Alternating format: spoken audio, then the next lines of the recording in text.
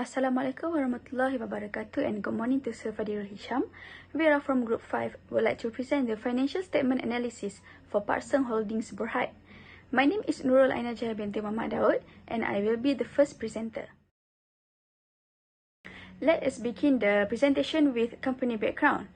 Parkson Holdings Berhad was begun in 1987 and has become an Asian retail success story. Over the past 30 years, Parkson has built an unrivaled reputation as Asia's leading department store through their continuous innovation, vision, and customer-first ethos. Parkson also encompasses 3 entities listed on the stock exchanges of Malaysia, China, and Singapore.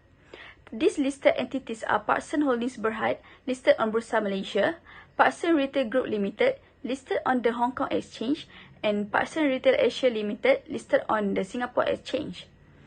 Its subsidiaries are actively involved in retail business, operation of department stores and food and beverages businesses, investment holding, property management, property development and project investment, provision of consultancy, management services, and many more. Parkson is currently operating a network of 123 department stores across these 5 countries, spanning 2.1 million square meters of retail space and serving over 100 million customers a year. From this perspective, we can see that Parkson Holdings Berhad success in their market expansion in business and retail industry. Vision of Parkson Holdings Berhad is to be Asia's leading department store group. It focuses on increased productivity and same-store sales growth by expanding their existing store network through the addition of 15% to 20% of new retail space per year in existing and new markets to diversify their reach. For the mission, Parkson focusing to inspire its people and to delight their customers. By having a good organizational structure, they will be able to serve and give the best services to customers and satisfy their needs. Next, let's move to financial ratio. Financial ratio is a statistical evaluation of accounts or categories in financial statements. It provides essential information to make financial decisions of a company. First ratio that will be calculated is liquidity ratio. Liquidity ratio is a type of financial ratio used to determine a company's ability to pay its short-term debt obligations. It focuses on the availability of short-term assets to finance short-term obligations. The first ratio is current ratio. Current ratio indicates whether or not the company has enough resources to pay its debt over the next 12 months. In 2019, the company indicates 1.32 times, while in 2020, the company indicates 0.86 times. This shows that Parkson Holdings Berhad had only 0.86 cent to pay RM1 for its short-term liabilities in 2020. Compared to 2019, the company had RM1.32 for every RM1 in current liabilities. Next is quick ratio. Quick ratio is used to measure the current or short-term liability and position of the company. As in 2019, the company obtained 1.15 times, which is higher than in 2020 with 0.73 times. We can see that in 2020, the company had 0.73 cent liquid assets to pay its RM1 short-term debt, while in 2019, it had an extra 15 cent for every RM1 of its short-term debts. Parkson's quick ratio in 2020 decreases from RM1 and 15 cent to 0.73 cent in 2019. Then we move to cash ratio. Cash ratio is the ability of the company to cover all current liabilities immediately without having to sell or liquidate other assets. As in 2019, its cash ratio is 0.47 times, while 0.36 times in 2020. From this cash ratio, we can say that the company could not cover all current liabilities since the cash ratio for both 2020 and 2019 is below than RM1. Based on calculation that we had made, we can conclude that the liquidity position of Parkson Holdings Berhad in 2020 is worse than 2019. In conclusion, low liquidity ratio will hinder the company from getting short-term loans from potential creditors as it could lead to default in payment. Assalamualaikum warahmatullahi wabarakatuh. My name is Nur Shazaliana binti Abdullah. Next, we move on to the efficiency ratio. Efficiency ratio is used to analyze the company's ability in effectively employ its resources such as capital and assets to produce income. The efficiency ratio compares the effectiveness of the company in managing its resources, which include inventory and also account receivables. The first efficiency ratio is inventory turnover. Inventory turnover is to measure how effectively the company using its inventory to generate sales. As it can be seen, in 2019, the inventory turnover for Parkson is 5.03 times, while in 2020, the inventory turnover is 4.49 times. This interprets that Parkson replaced its stock or inventory 4 times per annum in 2020, while in 2019, the company replaced its inventory 5 times for the year. Based on the ratio, it decreases from 5 times in 2019 to 4 times in 2020, which shows that the demands for goods and sales are poor in the company. The turnover ratio also might result from the poor management of inventory, which leads to higher carrying costs. Next is average collection period. It is to measure the average length of time that the firm must wait after making credit sales before receiving the cash. As in 2019, the ACP is 6 days, while in 2020 is 8 days. This means that the Parkson have to wait 8 days in 2020 to collect money from its debtors, while in 2019, the company only has to wait 6 days in order to collect the money from its debtors. In terms of the ACP, the lower the number of days taken by the company, the more efficient the accounts receivable being managed. However, in 2020, we can see that the days taken by the company increased by 2 days compared to 2019. This shows that Parkson was not really efficient in managing its debtors, as the company has to wait longer to collect money from the debtors. The third ratio of efficiency ratio is total asset turnover, which is TATO. It is to measure the firm effectiveness in using all of its assets to generate sales.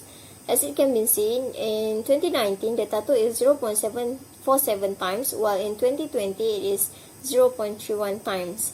This can be interpreted that for every ringgit invested in total of assets, Parkson can only earn 31 cents sales in 2020, while in 2019 the company only able to generate 47 sales for every ringgit invested in its total assets. The total assets turnover shows that the company has poor management of assets that could lead to company's loss. Next is receivables turnover. It is to measure how efficient does the company collect its receivables.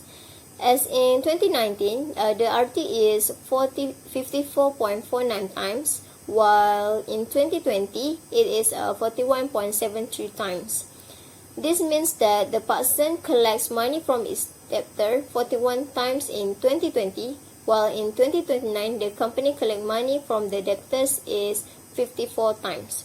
The company receivable turnover, which shows the efficiency of the company to collect money from its debtors, decreased from 54 times in 2019 to 41 times in 2020.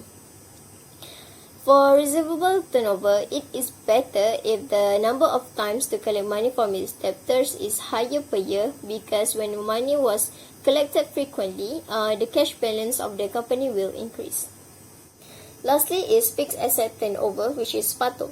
It is to measure the firm's utilization of its plants and equipment to generate sales. In 2019, the FATO is 1.59 times, while in 2020, the FATO is 1.51 times. This means that the Parkson generates RM1.51 sales from its plants and equipment in 2020, while the company generates RM1.59 sales in 2019 from its plants and equipment. The fixed assets turnover shows that the company has poor management of its plant and equipment that could lead to company's loss, as the ratio is decreasing from 2019 to 2020. As the conclusion on efficiency ratio, based on the conclusion that were made, it can be seen that the effectiveness of Parkson Holdings in managing its business resource in 2020 declines from 2019. The Parkson Holdings Berhad's efficiency in managing its assets are quite poor in 2020 than the previous year. In that case, several actions need to be taken quickly by the Parkson to avoid any further loss and wastage of the company. Next, we move on to leverage ratio. Leverage ratio is to examine how much money comes from debt and evaluate the company capacity to satisfy its financial obligations. The ratio determines how much debt is used to fund a company's investment. They are helpful in assessing the company's ability to meet its interest payment obligations as well as the financial risks associated with the borrowing. The first ratio is debt ratio. It is to measure the percentage of total funds provided by the creditors as compared to funds provided by the owner's capital. In 2019, the debt ratio is 61.21%, while in 2020 it is 74.90%. The debt ratio shows that the company has a greater portion of debt funded by its asset in 2020 as compared to 2019. A high debt ratio could imply that the company is aggressively financing its growth with debt, thus resulting in greater financial risk. Next is a debt to equity ratio. It is to measure the relative proportion of equity and debt used to finance the firm's asset. In 2019, the debt to equity ratio is 1.58 times, while in 2020 it is 2.98 times. The debt to equity ratio in 2019 implies that the company has 1 ringgit and 58 cent of debt for every 1 ringgit of equity, while in 2020 shows that the group has 2 ringgit 98 cent of debt for every 1 ringgit of equity. This shows that the company had decreased in performance as the debt to equity ratio increased from 2019 to 2020. A high debt to equity ratio could provide an indication of credit risk because the business, which is highly leveraged, is more vulnerable to financial shocks. The last ratio for the leverage is times interest earned ratio, which is TIE. It is to measure the firm's ability to meet their interest payments. It concerns on how frequent the company able to pay their debts with its current income. In 2019, the TIE is 0.59 times, while in 2020 it is 0.19 times. This particular ratio stipulates that how often the business could pay the interest with its before-tax income. Therefore, the larger the ratio, the better for the company. However, it illustrates that the Parkson capacity to repay their interest payments is dropping from 2019 to 2020, which is from 0.59 times to 0.19 times. As the conclusion for the leverage ratio, based on the calculations that were made, it can be concluded that the Parkson Holdings Berhad leverage ratio performance are dropping from 2019 to 2020. In comparison to 2019, the amount of debt utilized to fund the company's investment has increased in 2020. The company's ability to repay their interest payment is also deteriorated in 2020. The last element of financial ratio is profitability ratio. Profitability ratio is used to evaluate the company's ability to create earnings over time in relation to its revenue, operational costs, balance sheet assets, or shareholders' equity, utilizing data from a certain point in time. They assess the company's capacity to manage its assets and expenses in order to create a satisfactory rate of return. The first profitability ratio is gross profit margin, which is GPM. It is to measure the firm's ability to control of the cost of goods sold relative to its sales revenue. The GPM for 2019 is 54.26%, while in 2020, the GPM is 50.24%. The gross profit margin of 50.24% in 2020 means that the company is generating weaker sales prices relative to its cost of goods sold as compared to the margin in 2019. This stipulates that the group is underpricing its sales in 2020. Next is operating profit margin, OPM. It is to measure the productivity of assets in providing returns to both creditors and also the stockholders. In 2019, the OPM is 2.21%, while in 2020, the OPM is 2.90%. The group's operating profit margin increase in 2020 shows that the group is improving its earnings from its business operations to pay for the costs involved in maintaining its businesses. The third profitability ratio is net profit margin, NPM. It is to measure the after-tax profit per ringgit of sales after deducting all expenses, including the interest and taxes. In 2019, the NPM for Parkson is negative 3.78%, while in 2020, the NPM is negative 19.29%. The declining net profit margin from 2019 to 2020 denotes that the company is getting extremely less efficient in converting their sales into actual profit, as both year, the net profit margin shows the negative amounts. The company is receiving less income than it is spending, as in this case, the company incurred loss of 19 cents for every 1 ringgit it makes in 2020, as compared to the loss of only 3 cents for every 1 ringgit it makes in 2019.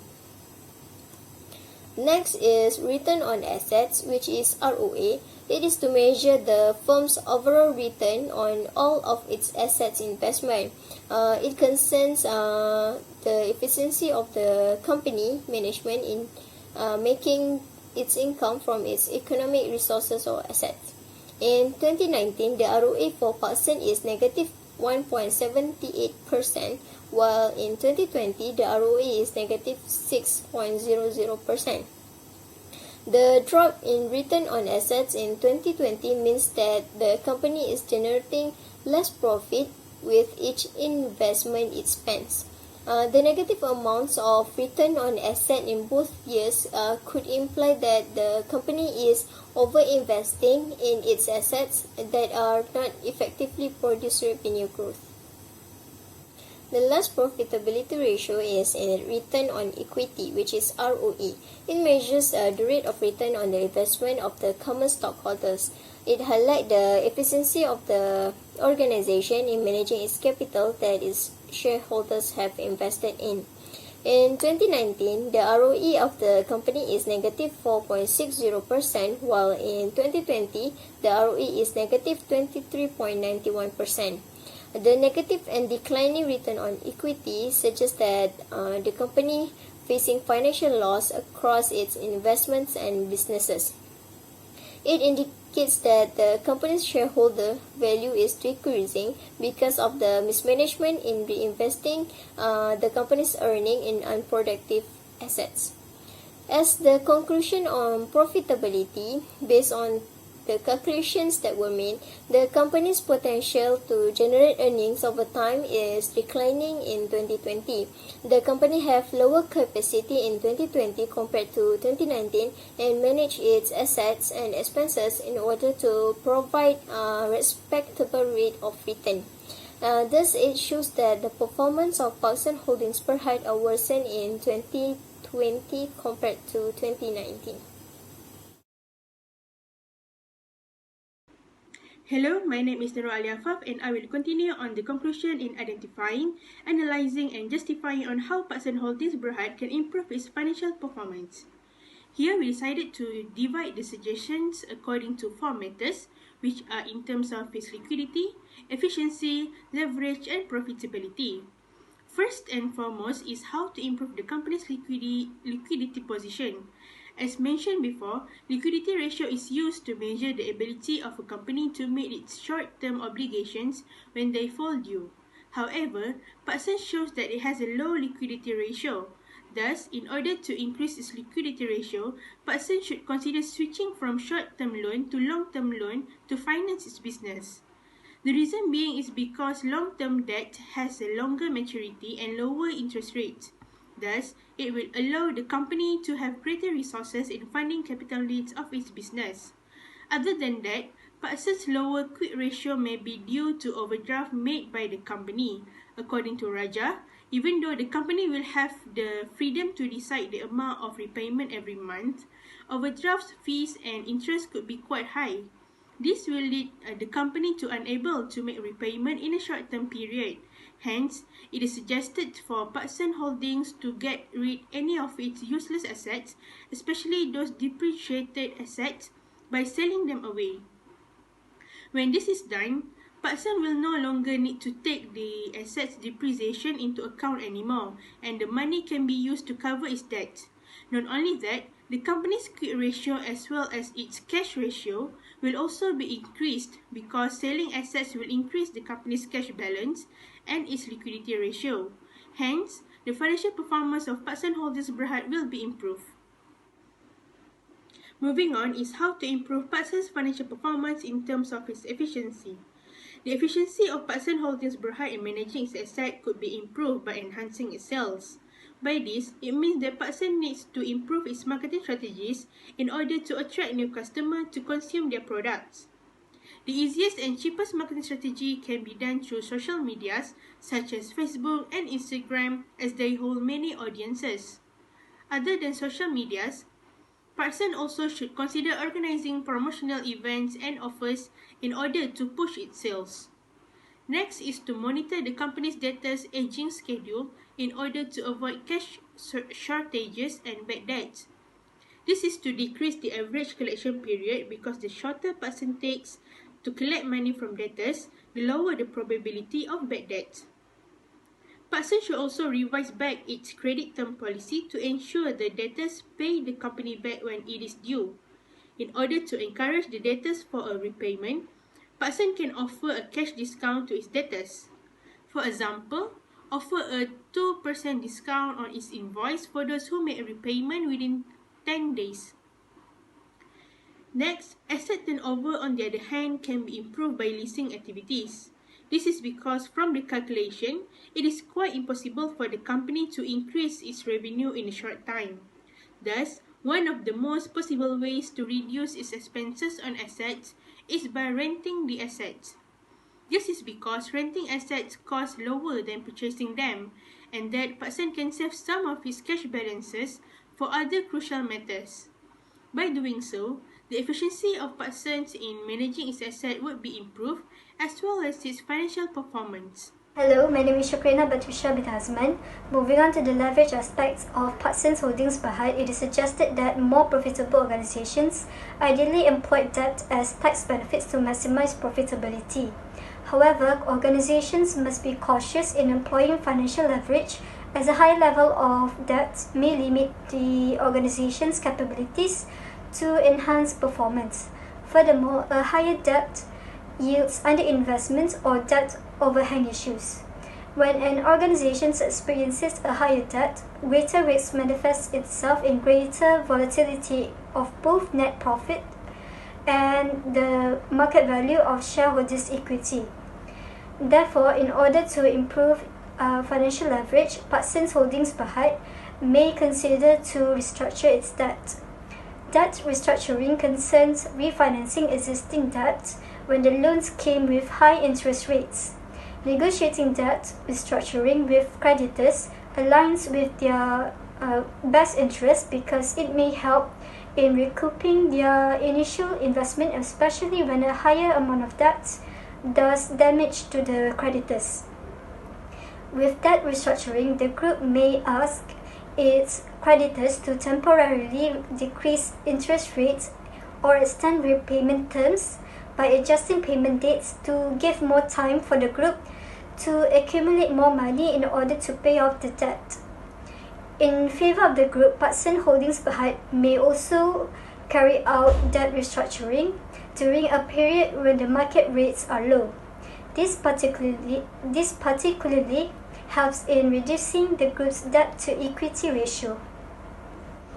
In terms of profitability, it demonstrates a business ability to accumulate income relative to its revenue, operating costs, assets and/or shareholders' equity.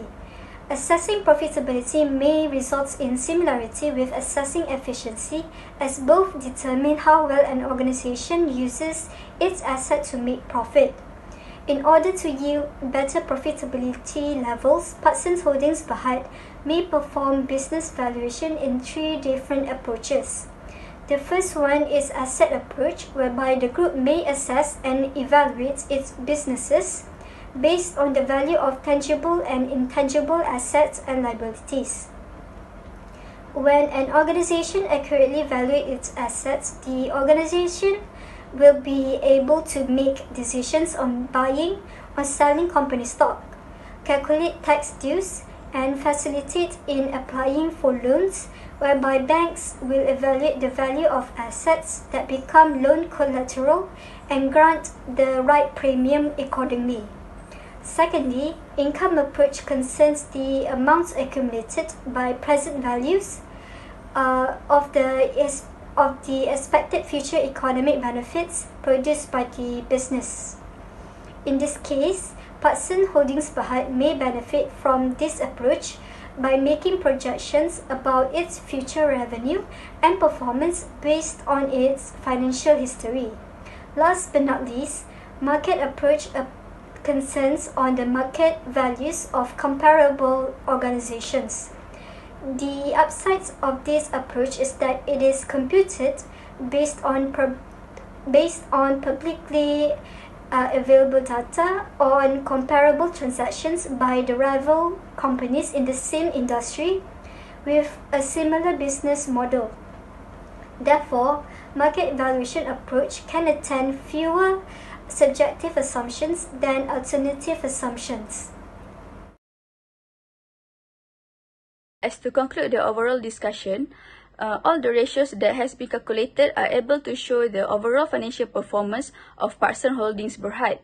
Their financial performance has decreased from 2020 compared to 2019, where this fluctuation may influenced by pandemic COVID-19. Parkson reported that the general prohibition of mass movement and the implementation of various health measures to curb the spread of COVID-19 have affected the footfall of their retail stores, which resulting in negative same-store growth across the group's retailing region. As such, Parkson Holdings Berhad need to consider in planning and executing corrective actions to recover their financial performance. So that's all from us. Thank you.